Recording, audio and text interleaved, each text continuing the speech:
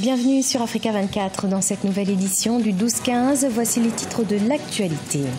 46 millions d'électeurs se sont enrôlés sur l'ensemble du territoire national en République démocratique du Congo. La tenue de l'élection présidentielle et des deux législatives prévues le 23 décembre 2018 a par ailleurs été confirmée par la CENI qui écarte néanmoins toute possibilité de référendum. Nouveau remaniement ministériel au Burkina Faso. Le président Roch-Marc Christian Kaboré a renouvelé sa confiance à Paul Kabatieba au poste de Premier ministre. Il dirigera donc un gouvernement de 33 membres. Au Sénégal, Dakar, la capitale, abrite du 1er au 2 février la conférence de financement du partenariat mondial pour l'éducation.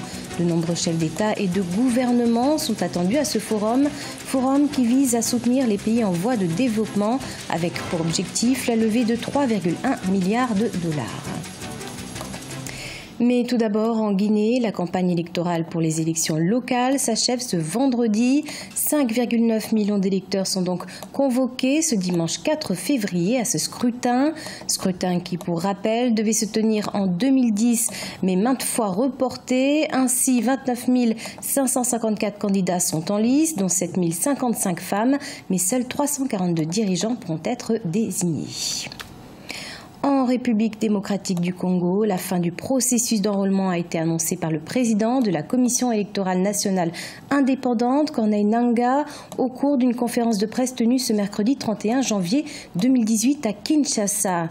Les scrutins du 23 décembre ont par ailleurs été confirmés. Notre correspondant sur place, Jacques Amboka. En République démocratique du Congo, 46 millions d'électeurs se sont enrôlés sur l'ensemble du territoire national pour le troisième cycle des élections de la Troisième République. La fin du processus d'enrôlement a été annoncée par le président de la Commission électorale nationale indépendante, Corneille Nangaa, au cours d'une conférence de presse tenue ce mercredi 31 janvier 2018 à Kinshasa. Saisissons cette occasion pour inviter toute la population à participer massivement au scrutin fixé à cette date par le calendrier électoral publié par la CENI. Ceci dit, au nom de l'Assemblée plénière de la CENI, je déclare close l'opération de révision du fichier électoral sur l'ensemble du territoire national. Je vous remercie. Environ 5 millions sur 1,3 milliard de dollars du budget global des élections devraient être consacrés aux 3 scrutins, à savoir la présidentielle et 2 législatives qui doivent se tenir le 23 décembre 2018. La CENI, qui a déjà lancé une campagne de sensibilisation pour le vote électronique, s'est dit vouloir réduire les coûts avec ces modes et gagner en temps pour la publication rapide des résultats. Du côté de l'opposition, on estime que la machine à voter est une voie ouverte aux fraudes. Et ici, chez nous, avec les niveaux de la population qui doit en principe passer au vote, qui est d'un pourcentage très élevé, qui ne connaissent pas ni lire, ni écrire, ni manier en plus la machine. Et nous avons beaucoup de craintes que dans cette machine à voter, qui est déjà un logiciel qui a été planté, qui a planté les décors, et les décors qui nous amènent déjà à la conclusion. Et ça serait une façon d'avaliser directement la tricherie. Possibilité d'un référendum au cours de ce cycle électoral, affirmant se tenir au calendrier publié par la centrale électorale le 5 novembre 2017. Avec la fin d'enrôlement sur l'ensemble du territoire national, c'est un pas décisif du processus électoral qui est accompli, une étape qui sera complétée avec l'enrôlement des Congolais de la diaspora qui sera lancé au mois d'avril 2018. Également dans l'actualité, ce remaniement mystériel au Burkina Faso, reconduit à la tête d'un nouveau gouvernement dans la soirée du 31 janvier 2018. Le Premier ministre Paul Kabatieba entend poursuivre l'exécution du programme présidentiel. Son objectif, consolider les acquis et accélérer la mise en œuvre des réformes. Reportage Jean-Paul Ouedraogo, notre correspondant au Burkina Faso. Sans grand chamboulement dans le fond, c'est un gouvernement remanié pour la 3e fois en l'espace de 2 ans que le Premier ministre Paul Kabatieba a présenté à la presse à l'issue d'une brève séance de travail tenue ce jeudi 1er février 2018. Un gouvernement jeune, réajusté à 33 membres contre 32 dans le précédent gouvernement et assez illustratif de la proximité tant souhaitée par les Burkinabés.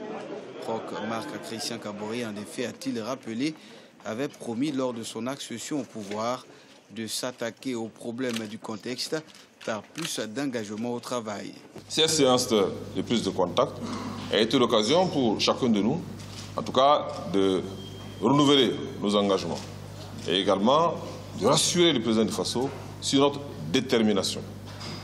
Sur notre détermination à ne ménager aucun effort pour, en tout cas, les missions qui nous sont confiées dans l'intérêt du Burkina Faso et dans l'intérêt également du succès de l'action gouvernementale. Et ça veut dire que dès aujourd'hui, chacun va se mettre au travail, bien entendu avec les principes que le président du Faso a fixés. Et ils ont été nombreux à féliciter la nouvelle composition dès la publication du décret. Parmi les nouveaux entrants, le constitutionnaliste Seyni Ouetraogo, le juriste Abdul Karim Sango, Aruna Kaboré et Laurence Marshall Ilboudou. L'on note aussi des innovations qui sont la création d'un ministère d'État auprès de la présidence du Faso, qui échoue désormais à l'ancien ministre de la Sécurité Simon Compaoré et d'un portefeuille plein chargé de l'intégration africaine, de la coopération régionale et des Burkinabés de l'extérieur. Vous avez également noté qu'il y a eu un effort de rajeunissement dans le gouvernement. Vous avez vu qu'il y a la confiance qui a été faite aux jeunes. Ça, c'est dans le but donc, de donner une certaine vitalité et un nouvel élan à l'action gouvernementale, de manière à ce que cette deuxième phase soit vraiment l'année et soit la phase vraiment où on puisse accélérer vraiment les rythmes de mise en œuvre des réformes et les rythmes de mise en œuvre donc, des chantiers. Cela ne fait aucun doute que 2018 aura été une année charnière dans le quinquennat du président Kaboré.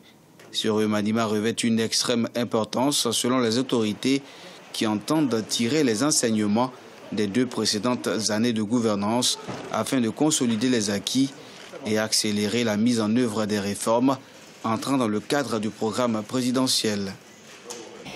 La conférence de financement du partenariat mondial pour l'éducation s'est ouverte ce 2 février à Dakar, au Sénégal.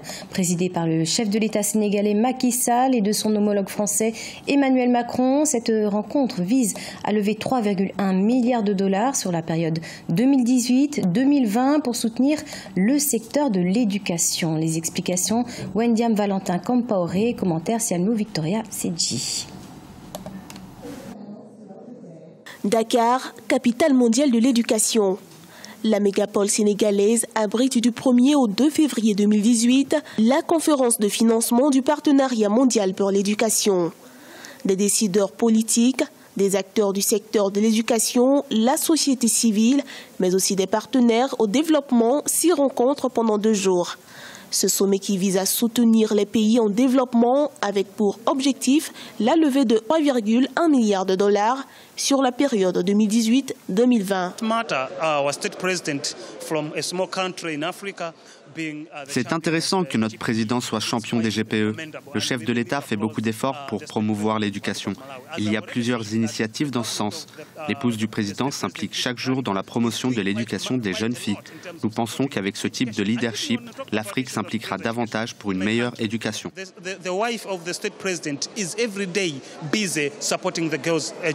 As you know, most of our countries are facing problems. Comme vous le savez, plusieurs pays font face aux problèmes de financement et si nous voulons vaincre ces difficultés, nous devons mobiliser beaucoup d'argent. Ainsi, cette conférence est importante car elle regroupe de nombreux partenaires, enseignants, membres de la société civile, autorités gouvernementales qui discutent ensemble des mécanismes pour mobiliser des fonds pour l'éducation.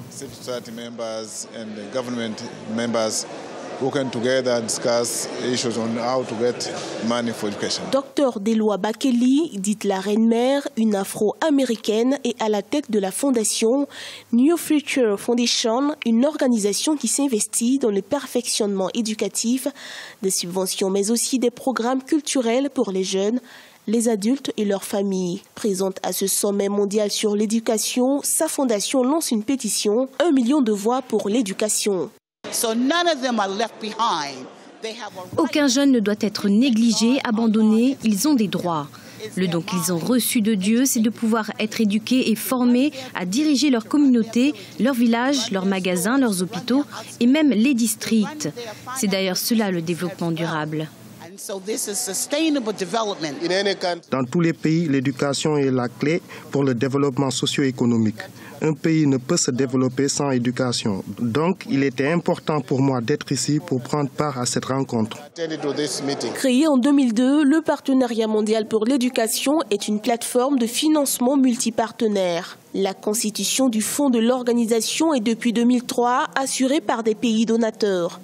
Au nombre de 21, ils sont également appuyés par la Commission européenne qui a annoncé en décembre 2017 une contribution de 287,5 millions d'euros pour la période 2018-2020.